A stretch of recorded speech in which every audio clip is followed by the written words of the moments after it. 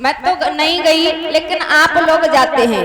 आपने देखा होगा जिस समय मुर्दे में आग लगाई जाती है उस समय शांति पूर्वक सभी व्यक्ति खड़े हो जाते हैं।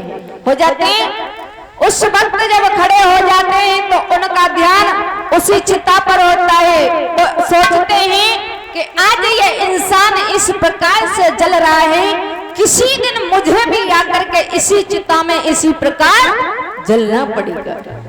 तो हमें वहां भी ज्ञान प्राप्त होता है और सोचता है, अच्छा व्यक्ति यदि होता है तो वो मन में विचार करता है कि मैं अच्छे कर्म करूंगा तो मुझे अच्छा जन्म मिलेगा। बुरा व्यक्ति होता है, बुरा कर्म करने से बुरा जन्म मिलता है। तो हमें उस जगह वहां भी ज्ञान होता है। दूसरी बात, कथा सुनत मुर्दा जलत त्रियारत के अंत, हमें अपनी पत्नी से भी ज्ञान प्राप्त होता है। जैसे कि नबलदी मैया बैठी हैं, यज्ञपति महाराज की पत्नी बैठी हैं, इनसे भी हमें और आपको ज्ञान प्राप्त हो सकता है। कैसे? लेकिन नारी हो ऐसे ना कि पति ने कही कि हमें प्यास लग रही, हमें थोड़ा पानी पिला दो, तो पानी कहाँ पिला रहे?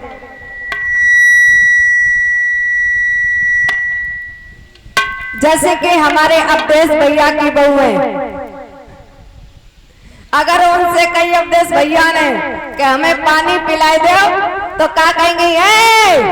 हम पे नहाए तुम्हें पानी दो जाएगा, वो रखो गिलास, वो रखो लोटा उठाओ और पी लो। है क्या अवधेश भैया बहू? भाभी बात सही है?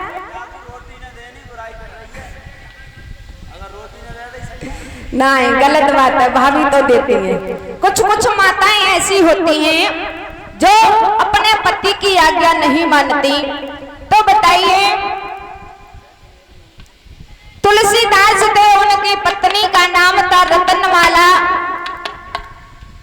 एक दिन की बात, तुलसीदास अपनी पत्नी से बहुत प्रेम करते थे।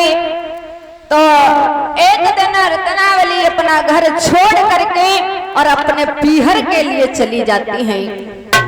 इधर जब पीहर के लिए चली जाती हैं तो तुलसीदास ने देखा कि पत्नी पीहर को चली गई, अब हमारा गुजारा कैसे होगा, हमारा मन नहीं लग रहा। तो उसी समय तुलसीदास अपना घर छोड़ करके चले हैं।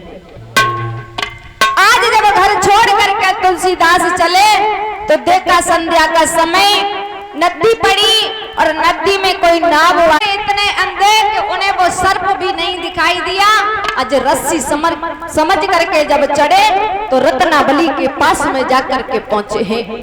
आज जब पहुंचे तो उसी समय रत्नावली ने देखा तो कहने लगी, स्वामी। बोले हाँ।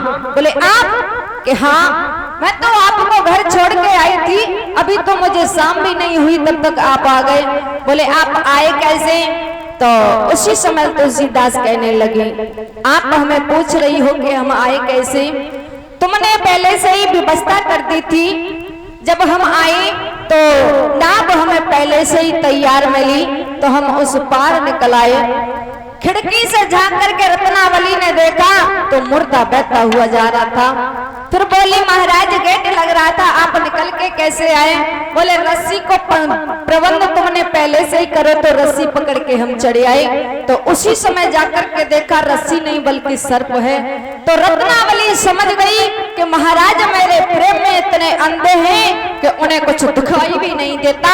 तो उसी समय महाराज से बोली है, महाराज तुम मुझसे इतना प्रेम करते हो, इतना प्रेम यदि तुम प्रभु के चरणों में करो तो फिर तुम्हारा उद्धार हो जाए। और बोली, अरे राजा ने भाई और छुटा